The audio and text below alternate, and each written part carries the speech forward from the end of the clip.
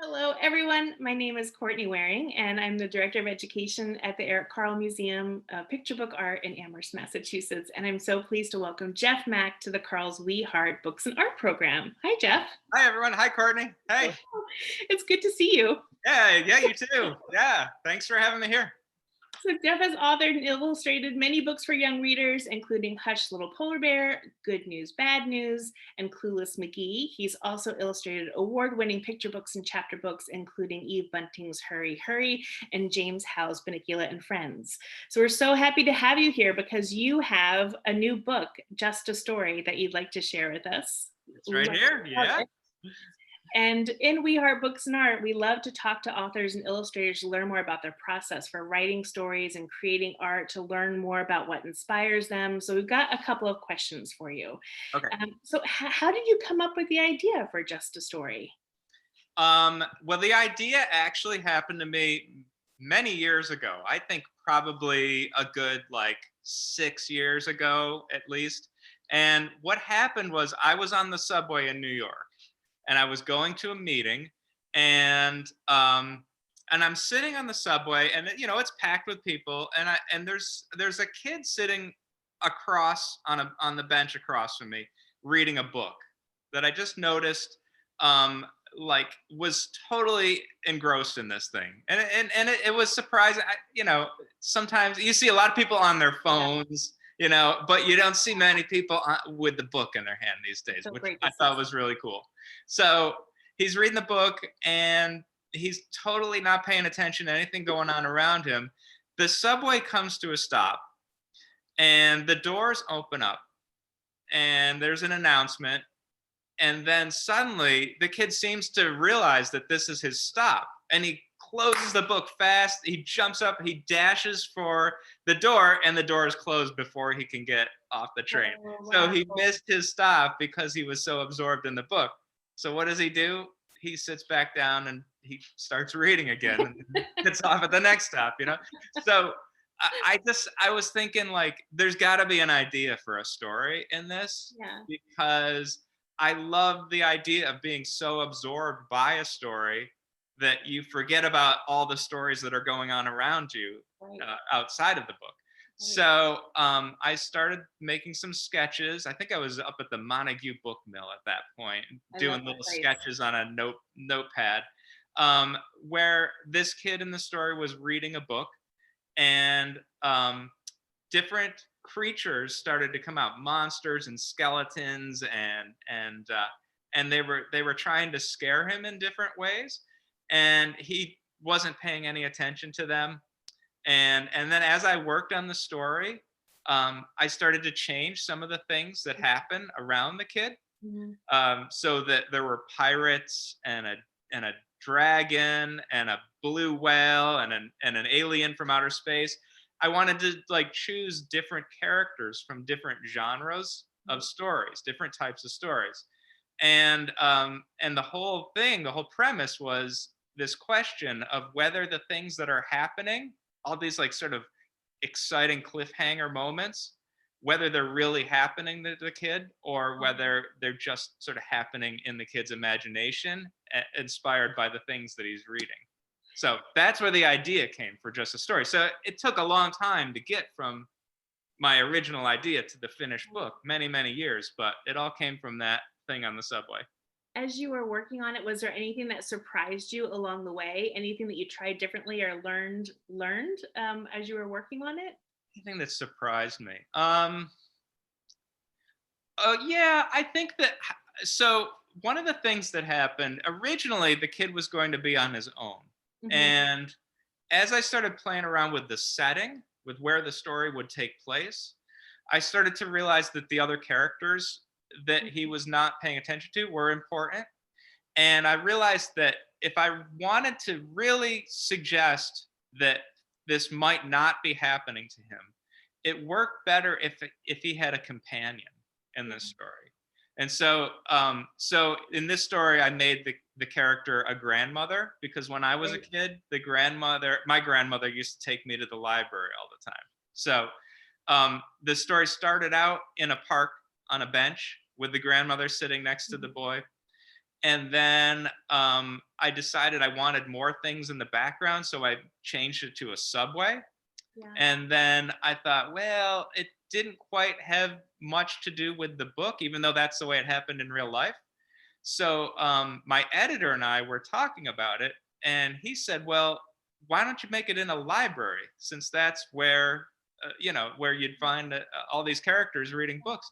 And that just seemed like the most perfect place. Right. And I just like that was a big surprise to me. Like Right. why it was the most obvious thing, but it was surprising how much better it worked in the library with because it made it just sort of a normal day in the life scene Yeah. with And lots of different characters. I love how you talk about that, Jeff, because as the boy is reading, there are all these characters that are kind of coming from this book and his imagination. But at the same time, you have your library patrons going about their day, and as our watchers read this book, I think what's exciting is that by the end of the book, there's this possibility that you're kind of leaving at the end, where now the book is left at the library for a young girl to pick up Right. and kind of wonder where will this book take her in Right. her And imagination. originally when it was like on the subway or in a bench in a park, if the book was left behind for somebody, maybe they wouldn't feel like so invited to pick it up. You don't usually pick Yeah, up something, that you don't know who it belongs to. But in right. a library, it's the perfect place for something to be left behind. Right. So then the story naturally cycles because the girl picks up that book. Yeah. So, what about you? Thinking back to your childhood, was there a book from your childhood that was just a book like the book that this boy picks up in the library, that you open it and it just let your imagination run wild? Um, when I loved a lot of Dr. Seuss books when I was little, and the book that I checked out the most from the library with my grandmother was one called On Beyond Zebra. And I don't know if you remember this book, but it's an imaginary alphabet that Dr. Seuss has invented, all the letters that come after the letter Z. And then to illustrate each letter, he's got a different monster or creature or some kind of character whose name begins with that imaginary letter. Okay. And and just it was just so inventive, and I guess like that inspired me. I wanted to write my own alphabet and come up with my own creatures whose names started with my imaginary letters. It just created kind of like a blueprint for something that you can kind of riff on yourself. And so I would say that of all the books that I read when I was a kid, that was the one that kind of sparked my imagination the most. And you're coming to us from your studio as Yeah, you're working. yeah, I love yeah. your That's right. giraffe. Yeah, I show you around a little bit here. Whoops. This is that's my computer over there. That's where I work a lot of times. But I also do a lot of drawing. You can see there's a very tall giraffe there painting that I did, and there's some other drawings up on the wall. Some drawings from Just a Story, some prints. Yeah, That's my drawing table over there. You can see there's quite a few right. drawings on it. I actually share my studio with a sculptor, so or not a sculptor, a jeweler. I'm sorry. So her work is over there, and we've been kind of alternating hours lately in the studio just to kind of help keep each other safe. That's such a great space. Do you have a favorite material or tool in your studio that you especially like to work with? Um, my favorite way to make books lately is to paint something, like that. I'll tape up some paper on the wall and I usually use acrylic paint. And sometimes I'll draw with, a magic marker or something like that. And then I scan those drawings into my computer, and then I can kind of move them around on the computer, change the colors, overlap different layers of papers, and you get some surprising effects that way. So I like a little bit of the randomness that you get from working on the computer too. Right. um, and that's how that's how I helped illustrate a book with Mordicai Gerstein recently. So we use that technique. So So in that, you're quite busy. Not only do you have just a story out, but also a new book that just came out called Moose, Goose, and Mouse that you collaborated on with Mordicai Gerstein. Can you tell us a little bit about that? Sure, sure. That was this is Mordecai Gerstein's last book, and he and I were good friends. We knew each other for about 10 years, and we spent a lot of time together. We were in a writing group together, and then we used to we had a lot of interests in common. We loved a lot of the same music and a lot of the same art and books, and so we used to have lunch together and talk about all of those interests. And we went to concerts together up at the Mass Mocha, which is a cool museum up in North Adams. And and Mordecai and I, one day when we were having lunch, he says we both love um, poets who write about absurd or silly things like Edward Lear and Ogden Nash and some of those Right. great old poets. And we both love William Steig also. He was kind of our favorite. And he said he had just written two graphic novels, written and illustrated, two graphic novels, one about Pan and one about Hermes, both mythological characters. And he loved those books, but they were a lot of work. And he wanted to do something that had like the same kind of zaniness as Yes. these characters, but was like short and simple. Less intense. Yeah, a little bit of a victory lap, you know? So after those two intense books. So he told me about this idea for Moose, Goose, and Mouse, about these three animals who live in a leaky house. It's raining and the water's getting in everywhere. And so they go for a ride on a train, and they wind up, the caboose breaks loose and they go flying down the track and it crashes and it winds up becoming a new house for them. And it's a really funny, clever story. And so Mordecai, while he was working on it, he asked me, he said, you know, I know you know how to like do collages using the computer, and I would like to do some kind of a collage with this book too. I had done a book called The Things I Can Do, which Huh. looks like a 5-year-old made it, and I did it by creating collages and then using my computer to put them together.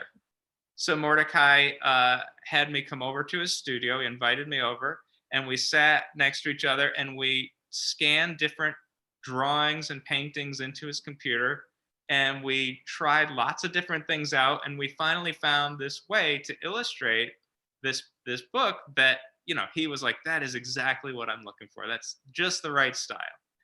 So as we worked on it together, he was not feeling very well, and so he asked me if I would help him finish the book, because he was not feeling up to doing all of the work himself at that point.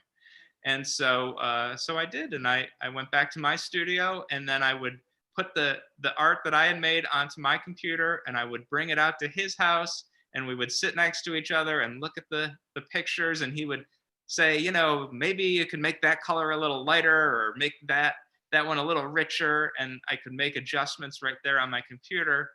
And we got through about half the book that way, and then he said, okay, you're on your own. And he trusted me to finish the book, and that's what I did. What an incredible collaboration, and what just a wonderful memory to have of that. Yeah, he was a really good friend, and I really miss him a lot. And it was just a very meaningful experience in my life to get to spend time working with my friend like that. Yeah, and helping him. And I think that he was really happy. You know, I mean, we were working on this thing together right up until the end of his life, Right. and he was doing something that brought him a lot of joy, and hopefully it brings a lot of other people joy too. So Oh, about the best you can hope for, right? that's guaranteed. Well, thank you so much, Jeff. And you know, part of We Heart Books and Art, we like to ask our guest authors and artists if they wouldn't mind sharing a writing or art activity with us. And you have something for us. Do you want to tell us a little bit more about it? Oh, sure. So another book that I loved when I was younger was Ed Emberley's big, I think it was like the big green drawing book, but he had a lot. There was an orange one and a purple one. Oh, right, right. And what he did was he showed you how to draw complicated scenes sometimes. You know, it might be like a castle with knights and dragons and all of these different things going on. And and if you thought you would, you know, if it seemed difficult to draw it at first, he showed you how to do it step by step, where you could draw this circle and then you draw this line and this line, and eventually by doing it one line after the next, you wound up with this big complicated castle scene. Right. And so I was inspired by that when I was a kid. I found that it made learning to draw an easier way to go. So I try to do that with kids that I work with, and I show them how to draw some of the characters from my books. And I've added this little twist to it where I am going to show you how to draw one of the characters from Just a Story using only the letters from the alphabet. We're just going to choose a few letters, maybe a number or two, and see if we can draw one of the characters using those. I love that art part. Well, let's take a look at it right now. Okay. So the first thing we're going to do is start out with a piece of paper, all right? And we're going to take a marker. I'm just going to use this Sharpie. And a lot of people tell me that, you know, they're nervous about drawing because they think they don't have the hand-eye coordination. And I tell them, you know, it actually takes more coordination to write your name than it does to make a drawing, to make the actual lines and marks. So if you can write the letters of the alphabet, then I think you can probably make a drawing. So what I'm going to do is we're going to draw the dragon from Just a Story. And we're going to start out, I'm going to write the letters that I'm going to use in this drawing right up here. We're going to use the letter C, the letter O, the letter U, T, I, W, J, V, a lowercase m, and then we're going to use one number also, and that's going to be the number 2. Okay, so we'll draw the dragon using just those letters right there. If you can write those letters, you can do this drawing. So the first thing we'll do, we'll take the letter C, and we'll draw that right here, like that. Okay, and then we're going to take that same letter C, and we're going to turn it on its side so the points are facing down. And it's going to go here, like this. So what I've actually just drawn is, this is the nose, and that's the top of the dragon's head. So if I want, I can go right here, and I can draw that letter O right there, and that can be his eye. And of course, we need to make this dragon look like he's alive, so let's draw a little dot in the eye also, a little extra detail there. That kind of brings any character to life. If we want to give him some nostrils, we can draw 2 letter O's right here in his nose. And then we can come right here to the bottom of that letter C, and let's draw the letter U.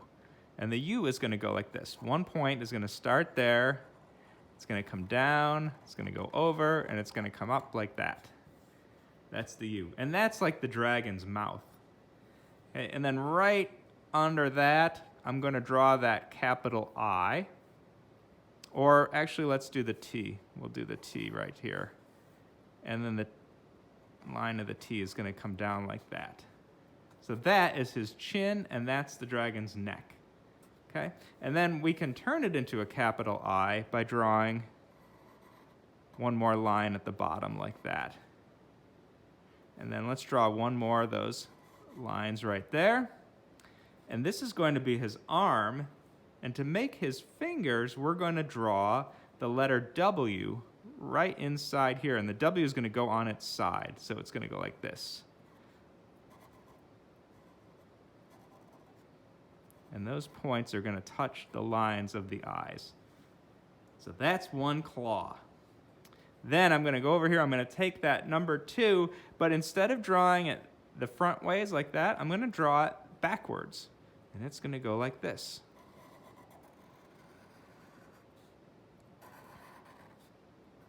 See how that's a number 2 backwards? And that is the dragon's leg. And that's the top of his foot. So let's draw one more of those letter I's right down there for the bottom of his foot. Let's draw one more W inside here for his claw of his toes there. And then let's come back here to the back of his foot. We'll draw his heel by taking that letter C and drawing that backwards right here like this. So that's the dragon's heel. Now we've just got to deal with his back, right? So I'm going to draw from right here at the back of the head all the way down like this. This is a backwards letter J. And that is the back, and that's the tip of his tail right there. Let's draw another U to connect the back of his heel to the tip of his tail. Letter U, backwards J. And now we need to add a couple more details to this. This looks like a dinosaur right now, right? To make him a dragon, we need some extra details, like spikes, which are going to be the letter V, with the 2 points of the V, the 2 ends, touching his head, and then the spike coming off like that. And then I'll do one more here, maybe one more here, and we can do V's all the way down the dragon's back and tail right to the end. Now, we're close to being done. I think we need one more important detail, and that is the wing. So to do the wing, we're going to do one more large V. Let's start right around maybe where his shoulder would be in here. And let's make that V go upside down like that. So the point of the V points up. Upside down V. And then here's where we take our lowercase m, and we're going to draw it with the ends of the M touching the ends of the V. So the M goes like this, and then it goes up like that. There's our lowercase m, and then we just need to take that letter I and draw it one more time from the point of the V to the middle of the M, and there's our wing for the dragon. And then you can add any kind of details you want after you've done that. You could draw fire coming out of his mouth. In the book, he's holding a baby bottle, so you could draw a baby bottle in the dragon's hand there. You could add some clouds, maybe a castle in the background, maybe some knights if you're really adventurous. You can add maybe a princess in the castle, anything you want to do. But this shows you how to draw the baby dragon from just a story using just those letters. Well, Jeff, thank you so much for taking the time to talk about your new books with us. For our viewers, if you would like to purchase Jeff Mack's Just a Story or his book with Mordicai Gerstein, Moose, Goose, and Mouse, please visit the Carle bookshop at shop.carlemuseum.org. And you'll also receive an autographed book plate while supplies last. Thank you, everyone. Happy reading. And thank you so much, Jeff. You're welcome, Courtney. Thanks for having me. This was fun talking with you. And thanks, everybody, for watching. Thank you. Bye. Bye.